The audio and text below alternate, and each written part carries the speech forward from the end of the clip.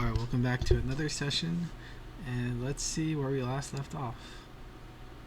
I'm going to be setting up the Udemy and all the relevant information that I need, so I'll be right back.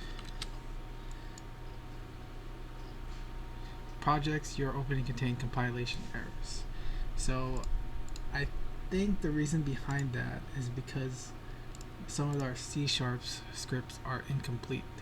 So if we enter safe mode, it's essentially, I guess, not compiling the scripts. Yeah, so I did mess up on the script, it seems like. So we just need to launch this script and then change an error that they found, which is guess, because guess isn't, we don't have guess anywhere. It's actually supposed to be current guess for me.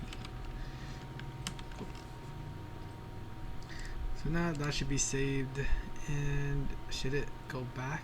Okay, wow, alright, cool. So it actually exits the safe mode if the compilation fixes itself.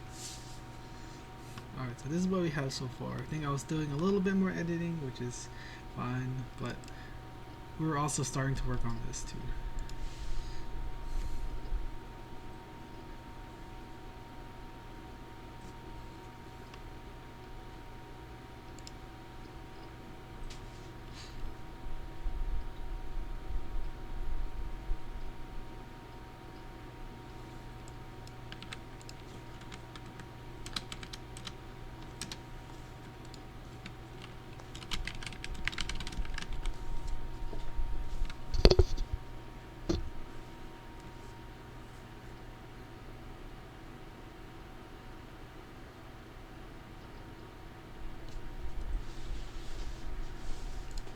So it looks like a very good habit for me to get into would be to not hard code anything,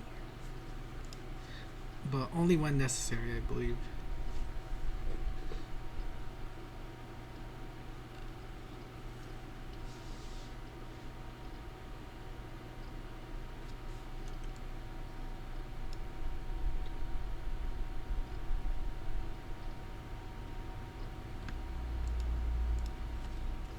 He copy and pasted this over here, but you know, why not just say next guess?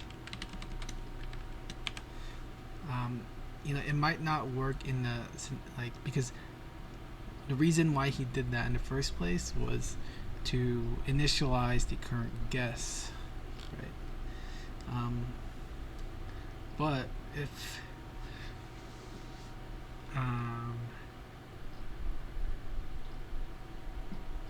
what did I want to do? But I don't know, I guess I find it a lot more efficient to just call the method with the same definition rather than just have the definition here by itself.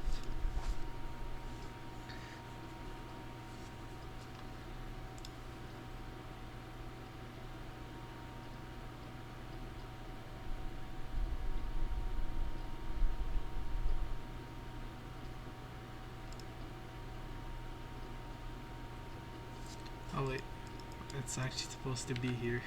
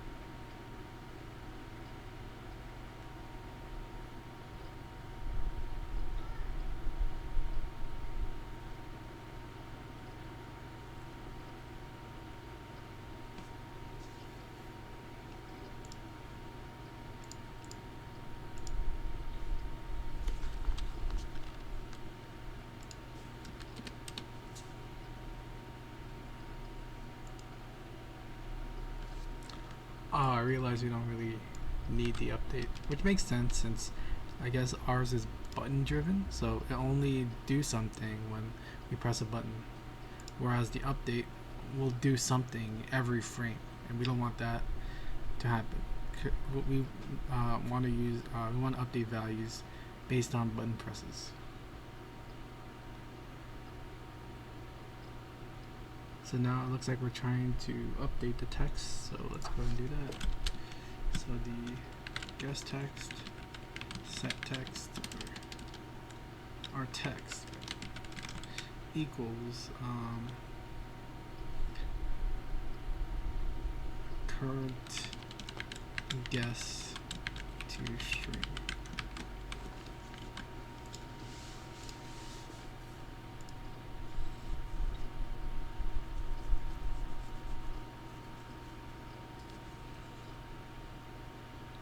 .501.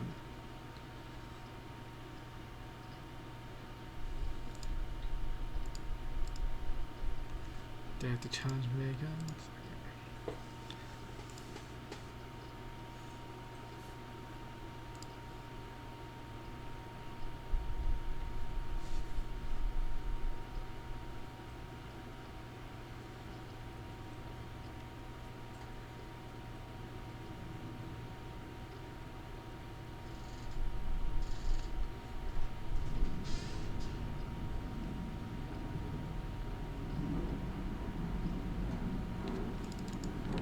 Then I think we just need to do this, right?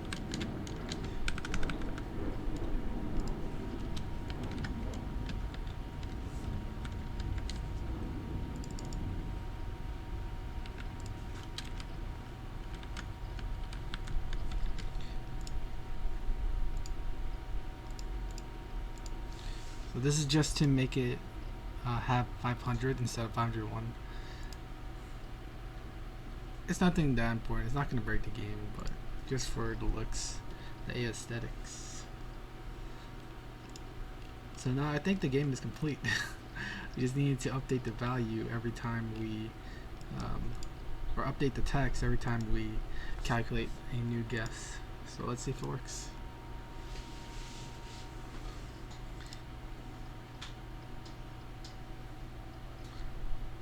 So I'm gonna guess the number 351. So it's lower. Oh. Oh, right. I still haven't applied the functionality, so let's go to the higher button. We're gonna put the gameplay object. Then we're gonna do Number Wizard, and then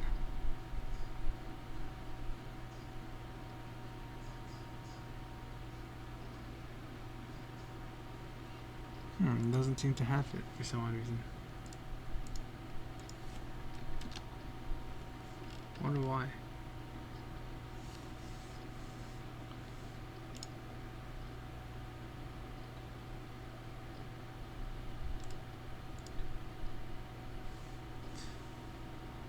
Reminder range, the reference script on this behavior.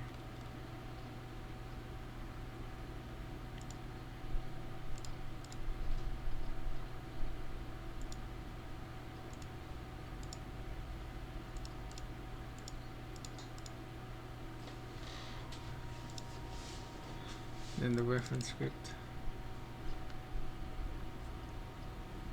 I don't know what that means.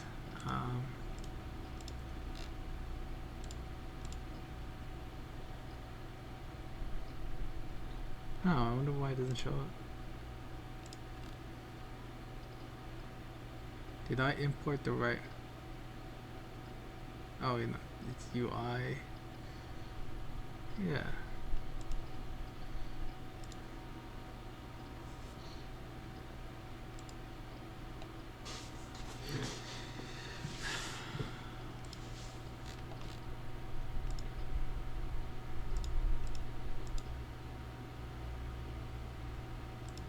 Oh, I wonder why. Last time there was supposed to be an error, but it's not showing up this time. It's weird. Yeah, it's not showing up. Odd.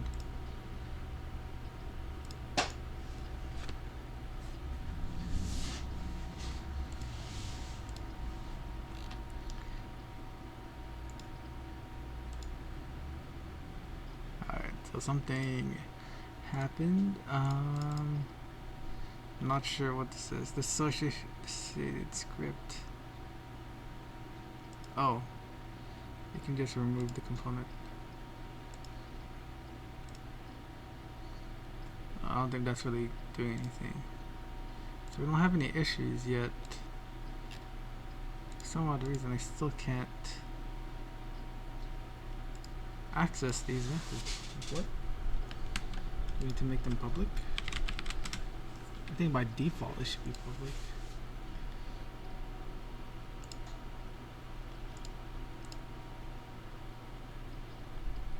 Wait, really? I need to say public? Oh, I guess they're private by default, actually. Alright. And those are the only two ones that really need to be accessed.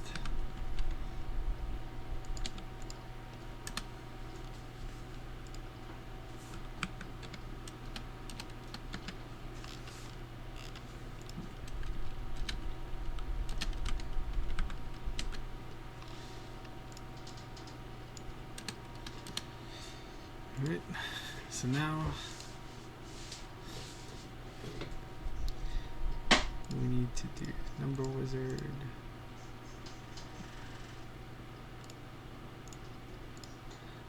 So Number Wizard, so this is the lower button, so we need to go on press lower, even though I spelled that wrong. Let me go change that.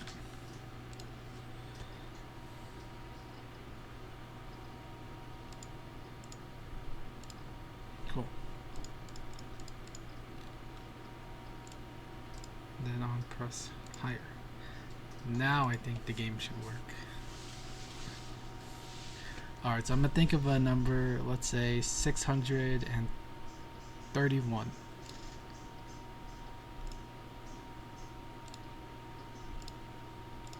Oh, I messed up. Never mind. Actually, before I do that, yeah, I want to see if I can make the pressed color just a little bit darker. So essentially, this color for the press.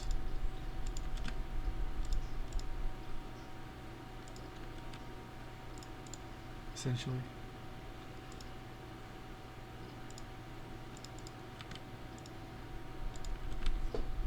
Alright, cool. And then the correct button. Oh.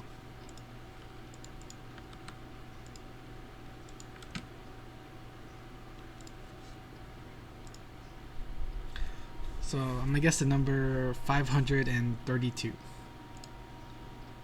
No, lower, lower. Alright, 31, but it has to be higher. Lower, lower, lower. There you go, that's correct. I am the greatest numbers. Cool.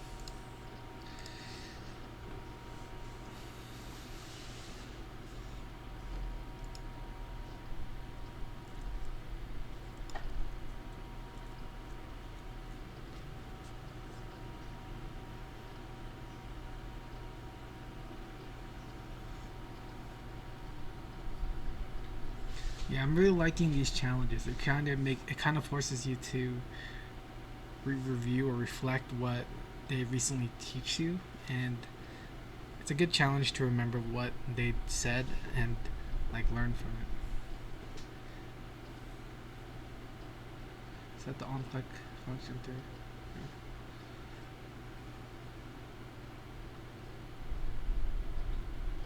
Wait, it says we need to add something to next guess, but oh yeah, so currently I'm looking, they create a challenge for us to kind of finish everything, which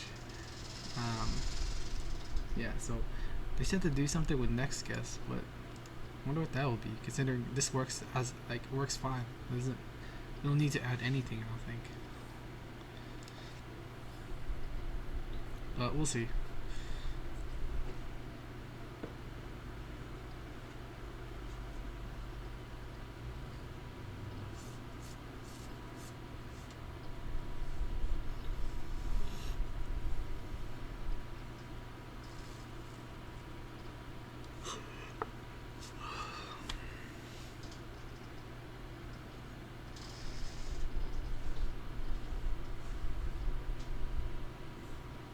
Oh, they had it as public already. Oh, I must have not been paying attention.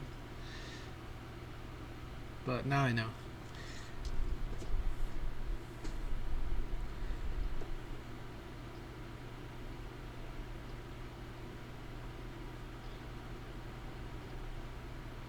Oh, they just wanted something to happen after we updated the guess value, and this is what we had to do. Alright, cool. Oh, makes sense.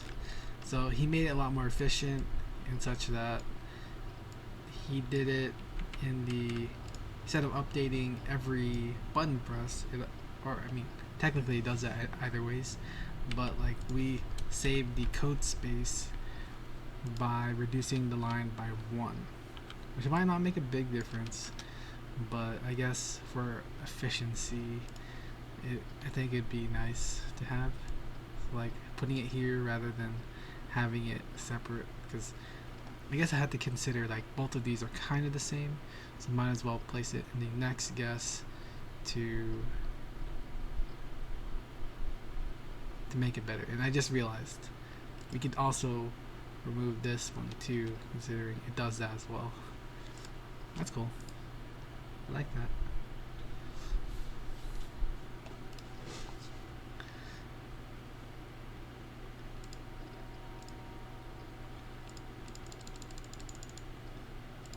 That's correct.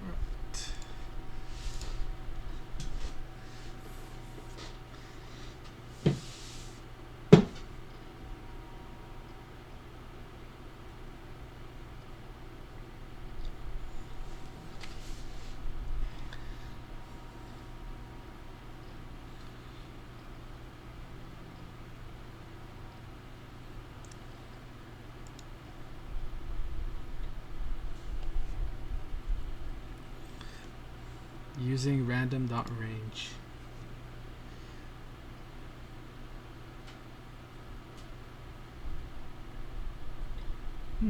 Interesting.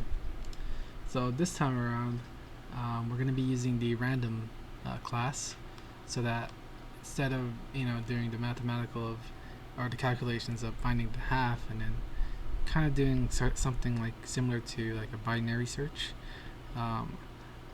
we are actually making it a little bit more realistic in terms of randomly guessing between a certain range, and this range gets updated based on the button you press. If it's higher, the minimum gets increased, so then now the random range would be between that minimum and then the high, and then it does that with the lower two, where it sets the max, or the max as it updates the max so that you can choose a number between that range.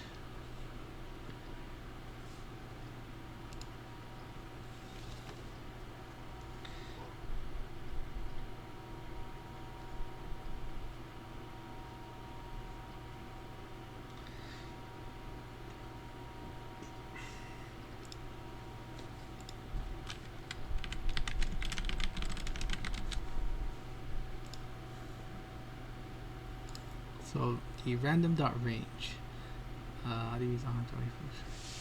so it returns a float value between the min and the max. So the parameters are, there's two parameters, one for the min, one for the max. So it returns a random float within the range of min exclusive, inclusive, and max inclusive. If min inclusive is greater than max inclusive, then the numbers are automatically swapped. Oh wow, that's actually pretty interesting. But I mean, I think something would be wrong if you I guess rely on Unity to do that for you. Like right now I can't really see the point of that. Like I really like, if you're gonna do something like this, I see it as like you need to be able to monitor these two variables so that this doesn't happen as much. That's how I see it. Both the lower and upper bounds are inclusive. Any given float value between them, including min inclusive and max inclusive, will appear on average approximately once every 10 million random samples. Really?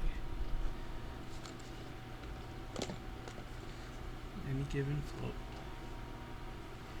both min inclusive and max inclusive, will appear on the average. So these values won't appear as much compared to the numbers between the range.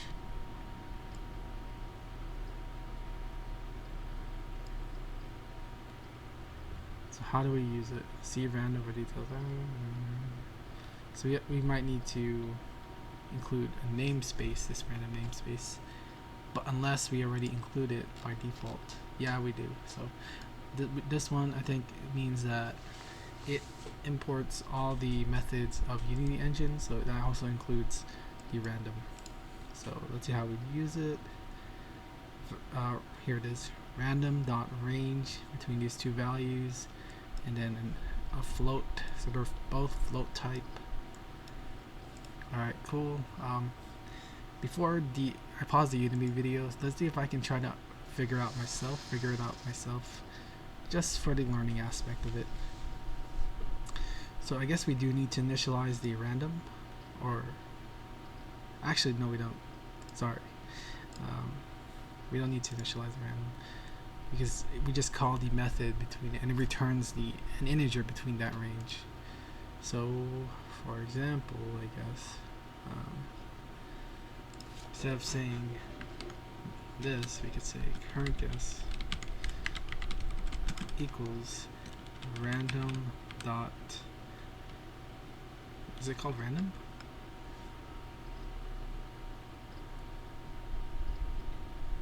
Range. It's called range.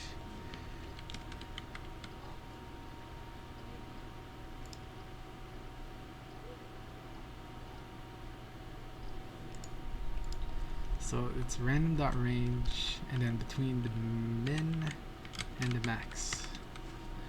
And I think that's pretty much it, really. So let's see how that looks. Oh.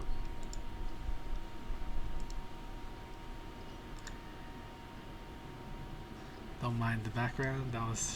I'm just feeling a little bit Christmas, like always. Alright, let's see how this works. So it starts off at 396. Let's say I'm gonna pick a number 982.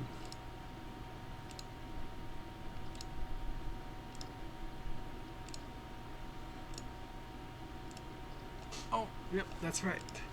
That's correct. Let's see how they do it.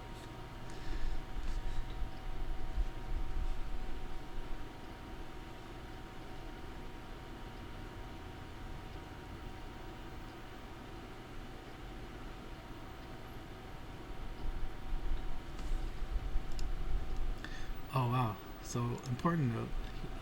He says that, oh, I guess we're dealing with this one, which is weird. But exclusive means that it'll only go up to the max range minus 1. So it doesn't really go all the way till 1001. It actually just goes to 1 to 1000, because this value is exclusive and this value is inclusive. When they mean inclusive, it means it includes the value for min. Exclusive means it doesn't, so it only includes the max minus 1.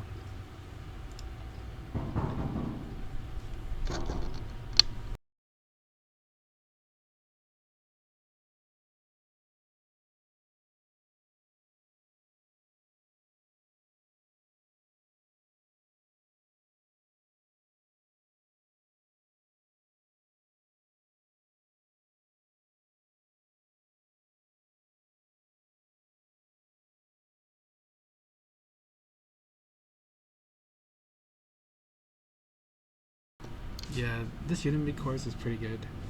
Like the lecturer or the person teaching it really wants to enforce the idea of like self-learning by forcing the person who's learning to think for themselves, kind of. So it's pretty good.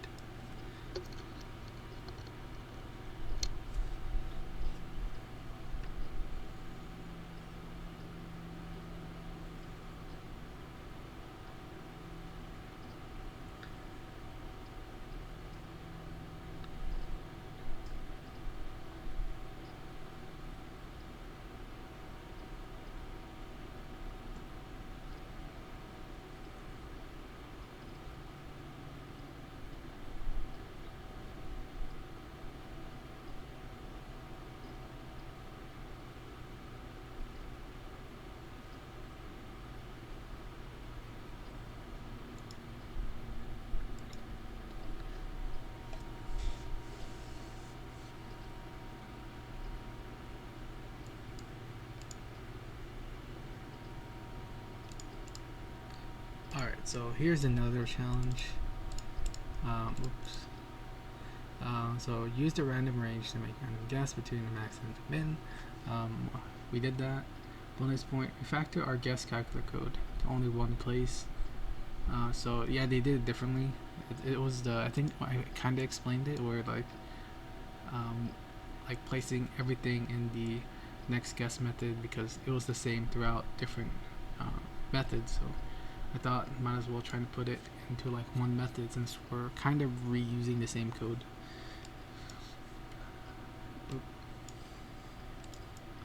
But the last one says stop computer from being able to guess an already guessed number. So I guess I'll try to do that if I can think about it, but essentially what they mean is that because it is still random, it'll still try to guess that number because it's still within the range. And I guess we don't want that. Maybe an if statement, like store previously guessed, or something, like having a variable that says guess value, and then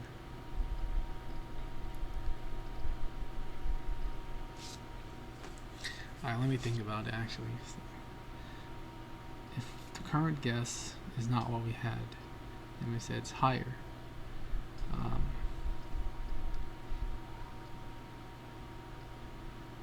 and then we have an if statement that says, oh, if, then we do it again. So like maybe a while loop, while current, while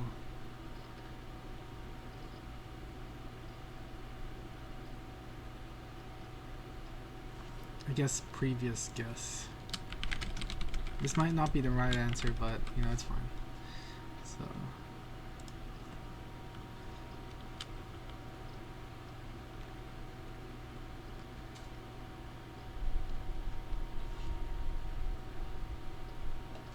so essentially the condition I want is while previous guess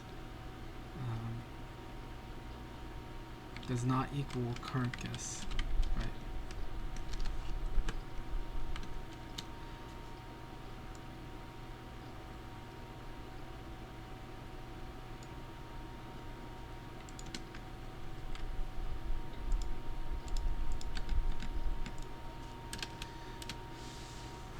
So while the previous guess does not equal to current guess, then I think it'd make much more sense if we did while it equals to the previous guess, then we keep generating a random number, and then such and such.